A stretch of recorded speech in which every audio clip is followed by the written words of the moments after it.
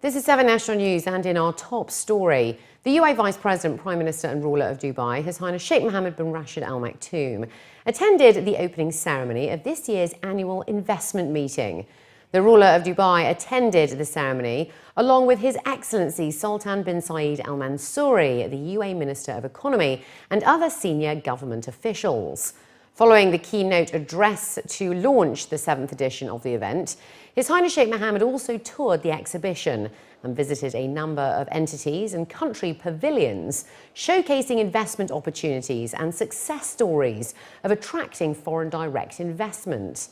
During his keynote address, the UAE Minister of Economy stated that the UAE is currently 9th largest foreign direct investment recipient in Asia, with its main investors from the UK, Japan and Hong Kong. His Excellency Al Mansouri further stressed that governments should create more incentives to reap the benefits of attracting FDI. Furthermore, the Secretary-General of the United Nations Conference on Trade and Development called on governments to create more opportunities for greenfield investment, which is the greatest weapon against protectionist policies, and it also promotes social inclusion. Sound investment practices, particularly in greenfield projects, will create the employment opportunities that will stem economic migration, will create the prosperity that will be the best weapon to deal with the growing protectionist and nationalist sense in some developed countries. As we join you on this auspicious occasion, we wish to restate our solidarity with the faith that the best way to create international inclusion is through creating greater international prosperity. Held under the theme of International Investment, Path to Competitiveness and Development, this year's edition of AIM has attracted over 150,000 delegates and over 100 senior officials and exhibitors. Among the major countries looking to increase their FDI levels is Oman, which recently published levels of 7.2 billion Omani rials in Q3 last year. The Director General of the Oman Public Authority of Investment Promotion and Export Development stated that the Gulf state is looking to expand its manufacturing sector as well as residential real estate to attract more long-term investors. For so many years, the countries in the region had the luxury of oil prices hitting $90 and $100. What we have today are the realities, economic realities, that oil prices are struggling for whatever reason, and diversification is even a more important agenda that needs to be pushed. And what is happening is now, while we are trying to diversify, there's a lot of efforts in terms of moving into the automation of procedures and processes and the e-government initiative.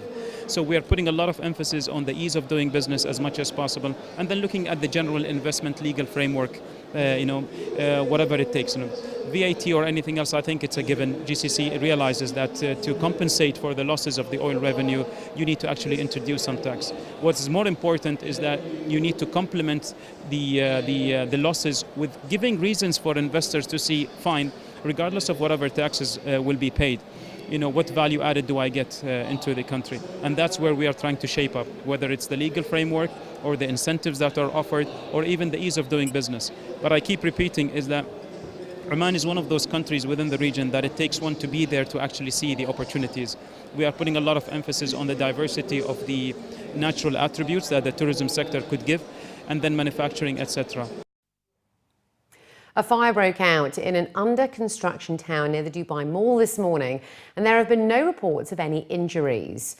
The Dubai Media Office tweeted at 7:30 a.m. this morning about the fire, which broke out in the Fountain Views Tower, saying that the Dubai Civil Defence had it under control while calling operations were underway and ambulance units were on site. Roads leading to the Mohammed bin Rashid Boulevard from Cinema Crossroads were closed and traffic was diverted to the flyover. Interchange 7 leading to the Burj Khalifa was also closed and employee vehicles were redirected to the fashion parking. The Big Heart Foundation, which is a Sharjah-based global humanitarian charity, has donated $1 million to cover the university tuition and living expenses for 21 Syrian refugee students over in Lebanon. The scholarships will provide Syrian refugee students with university preparation courses and will also advise them on programs and career paths while guiding them in their university applications. The foundation will also provide the students with monthly salaries to cover their living expenses while at university in Lebanon. The donation made under the recently signed agreement with the Unite Lebanon Youth Project will fund the move for 4 years. Mariam Al-Hamadi, the director of the Big Heart Foundation, stated that it is essential that communities and countries continue to develop, and people with a solid and stable education are more able to overcome challenges and deal with change. The latest trends and discoveries in forensic science were discussed at the first ever Emirates Forensic Conference and Exhibition in Dubai today, including new ways to find criminal evidence, while also highlighting the role of forensic evidence in all types of crisis and disaster cases. During a tour of the Forensic Exhibition and Conference, His Excellency Lieutenant General Dahi Khalfan Tamim, the Deputy Chairman of Police and Public Security in Dubai, and Dubai police officials were briefed about the latest trends and how cutting-edge methods of crime detection are being employed to resolve criminal cases in Dubai. As criminals are devising never-seen-before methods and tools to commit crime, experts highlighted the need to think one step ahead and advance tools and methods used in collecting forensic evidence based on scientific proof, while stating that DNA evidence is still the most crucial of hard evidence. One key challenge for biological and DNA experts, according to officials, is to identify the person who left such evidence at the crime scene.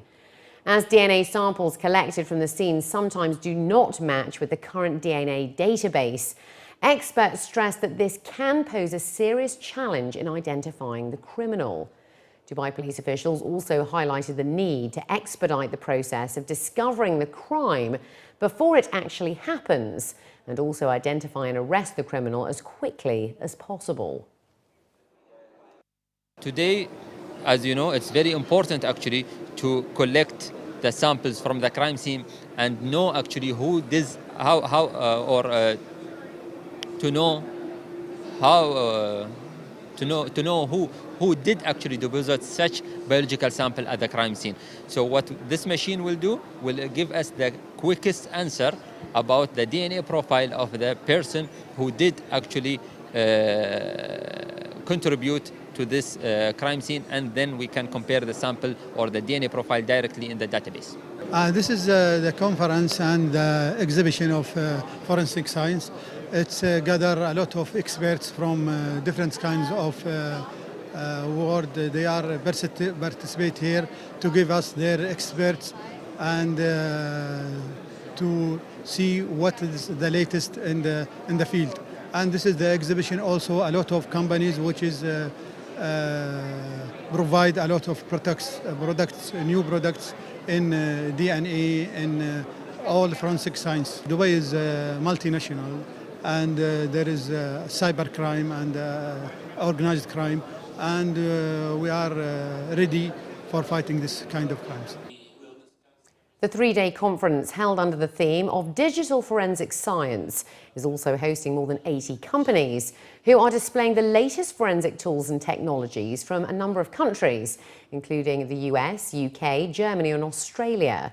The conference will also include scientific sessions, workshops and presentations in forensics and genetics cases, as well as digital crime sciences. Technology is huge in all sorts of areas, particularly in law enforcement.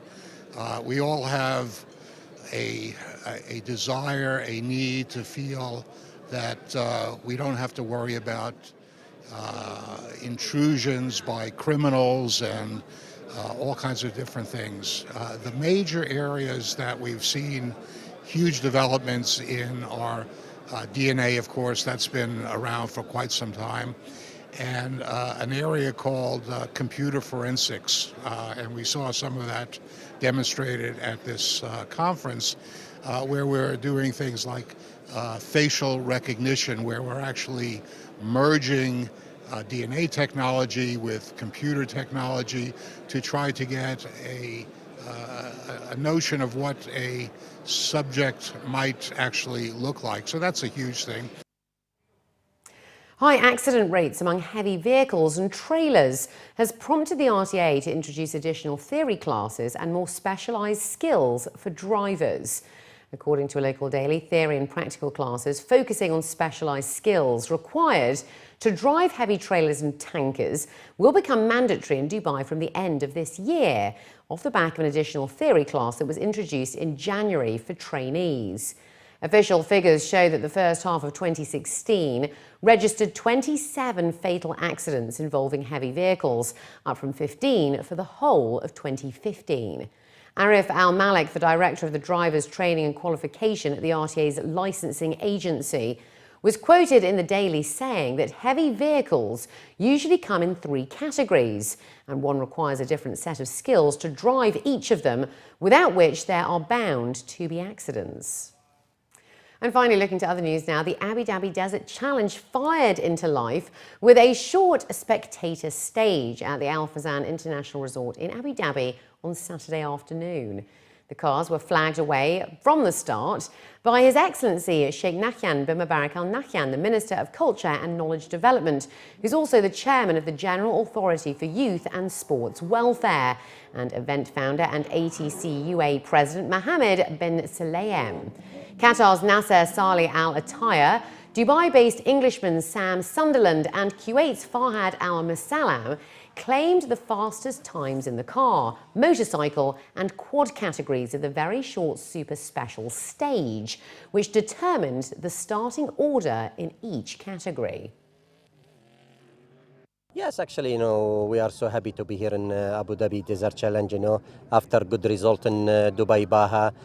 We are here with our car, and nice design this time, and thank for Red Bull and Qatar, and Ooredoo to have a better chance, for all the championship this year. Plus Silkway we can do also, and Abu Dhabi, it will be a special race, and it will be hot, not easy, because you see now it's around 35 or 36 degrees, but it will be not easy for everybody, and I have a lot of experience of this this weather and terrain, and we try to do our best, and to win, to be hat-trick. Behind the early pace setters in their respective categories were former Czech WRC star Martin Prokop and Russian Vladimir Vasilyev, were second and third quickest in the cars, behind Al Attaya's Toyota Hilux. Sheikh Khalid Al-Qasimi's first competitive ride in his new Abu Dhabi racing Peugeot resulted in a cautious 6th. Frenchman Antoine Mayo and Chile's Pablo Quintanilla rounded off the top 3 on 2 wheels behind Sunderland's factory KTM.